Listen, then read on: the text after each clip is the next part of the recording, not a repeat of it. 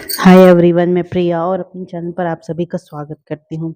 चलिए, तो last video में मैंने आपको बताया था विराटनगर में कैसे 1 वर्ष तक पांडव अज्ञातवास पूरा करते हैं और लास्ट मोमेंट में पता चल जाता है, मतलब वहाँ के राजा को, कि ये सारे पांडव ही हैं और वो अपनी पुत्री उत्तरा का विवाह जो रहता है वो अभिमन्यु के साथ तय कर देते हैं और धूमधाम से उनका विवाह संपन्न हो जाता है। अब देखिए, आज हम आपको बताएंगे कि आखिर महाभारत क्यों छिड़ी। आखिर पांडव ने जब 13 वर्ष का वनवास पूर्ण कर लिया तो दुर्योधन ने उन्हें आधा राज्य क्यों नहीं दिया। देखिए, अब होना तो यह चाहिए था कि जुए में जो हारने संबंधी अपनी दोनों शर्तें पूरी कर चुके थे, मतलब पांडवों को दुर्योधन उन्हें उनका हिस्सा देकर स्वयं भी चैन की नींद सोता और पांडवों को भी सुख से रहने देता, मगर हुआ इसका उल्टा ही। दुर्योधन पांडवों को सुई की नोक के बराबर भी भूमि देने को तैयार नहीं थे। देखिए, श्री कृष्ण और महाराज द्रुपद के प्रयासों से विराटनगर में एक सभा का आयोजन किया गया, जिसका उद्देश्य पांडवों का राज्य उन्हें वापस दिलाना था। सभा की कार्यवाही का शुभारंभ श्री कृष्ण ने किया। उपस्थित सभासदों को संबोधित करके वे बोले, हम सभी जानते हैं कि दुर्योधन ने शकुनी के साथ मिलकर चौसर के कपटपूर्ण खेल में हराकर युधिष्ठिर को अपने राज्य से वंचित कर दिया है। उससे पूर्व इस प्रकार की कुचाल चलकर भरी सभा में द्रौपदी का अपमान किया गया था। इतना ही नहीं, उससे पहले लाक्षागृह आदि की घटनाओं से आप अनभिज्ञ नहीं हैं। इसके अतिरिक्त इन 12 वर्ष की अवधि के दौरान भी कौरवों और पांडवों को परेशान करने में कोई कसर नहीं छोड़ी। खैर, पांडवों ने बाजी हारने के बाद भी शर्तों को पूरी ईमानदारी से पूरा किया है। अब उन्हें उनका राज्य तो वापस मिलना ही चाहिए, क्योंकि एक ही बात के लिए किसी को भी 2 प्रकार से दंडित नहीं किया जा सकता। परंतु यहाँ उपस्थित प्रत्येक सभासद दुर्योधन की इच्छा से वाकिफ हैं। वह पांडवों को उनका राज्य वापस देने के इच्छुक नहीं है। उसकी दृष्टि में तो वह राजा विचित्रवीर्य के राज्य का एकमात्र उत्तराधिकारी है और अपने तर्कों से वह यही बात सिद्ध करने की चेष्टा भी करता है।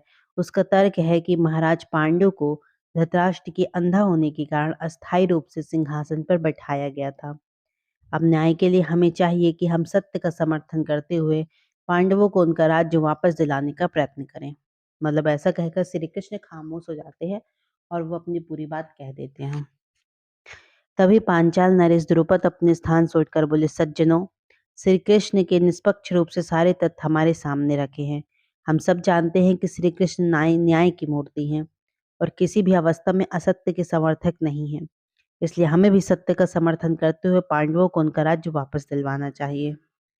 महाराज द्रुपद की यह बात सुनकर बलराम उठ खड़े हुए बोले, मैं अपने भाई श्री कृष्ण और महाराज द्रुपद के विचारों से सहमत नहीं हूँ।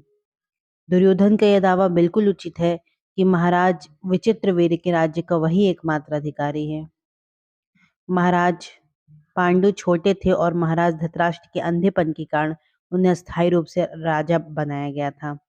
इसे तो हम महाराज धृतराष्ट्र की उदारता ही कहेंगे कि उन्होंने पारिवारिक कलह को शांत करने के लिए आधा राज्य युधिष्ठिर को दे दिया और वे सुरक्षित न रख पाए।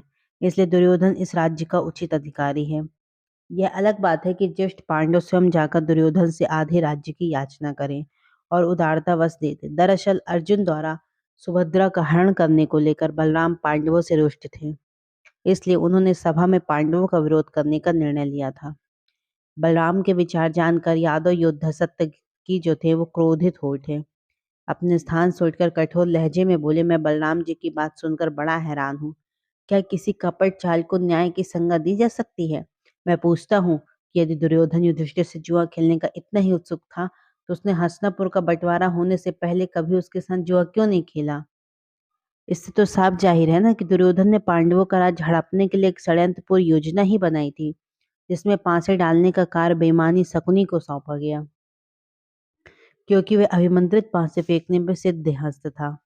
इस प्रकार सीधे साधे पांडव हार गए। स्मरण रहे कि पांडव राज्य नहीं हारे थे, एक शर्त हारे थे और शर्त के अनुसार उन्होंने 12 वर्ष वन में और 1 वर्ष अज्ञातवास में बिताकर शर्त पूरी कर दी है।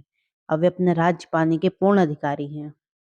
इस प्रकार मतलब तर्क वितर्क के बाद भी अधिकांश सभासदों की सहमति इस बात पर बनी कि मतलब जो पांडव हैं को अपना राज्य पाने का पूर्ण अधिकार है। अतः तय हुआ कि एक सुयोग्य पात्र को पांडवों का दूत बनाकर कौरवों के दरबार में भेजा जाए तथा धृतराष्ट्र पर इस बात के लिए दबाव बनाया जाए कि वे अपने पुत्रों को समझाकर पांडवों का राज्य वापस करवा दें। साथ ही यह भी निर्णय लिया जाएगा कि पांडव अपनी ओर से युद्ध की तैयारियां आरंभ कर दें, ताकि बात के शांतिपूर्ण ढंग से सुलझने का असर अगर नहीं दिखाई देगा तो भाई युद्ध का मार्ग अपनाकर राज्य तो वापस लिया ही जा सकता है। इस प्रकार मतलब राजा द्रुपद के कुल पुरोहित संजय को पांडवों का दूत बनाकर भेजा गया था। इस प्रकार मतलब कौरव के दरबार में संजय जाते हैं और वहाँ पे मतलब वो जो भी पांडवों की बातें रहती है वहाँ पे वो जाके बताते हैं। चलिए तो उसके बाद हम आपको नेक्स्ट वीडियो में बताएंगे दोस्तों। तो ज़्यादा से ज़्यादा हमारी इस वीडियो को शेयर करें और हमारे चैनल को सब्सक्राइब भी करें दोस्तों। Thank you so much. जय श्री कृष्ण।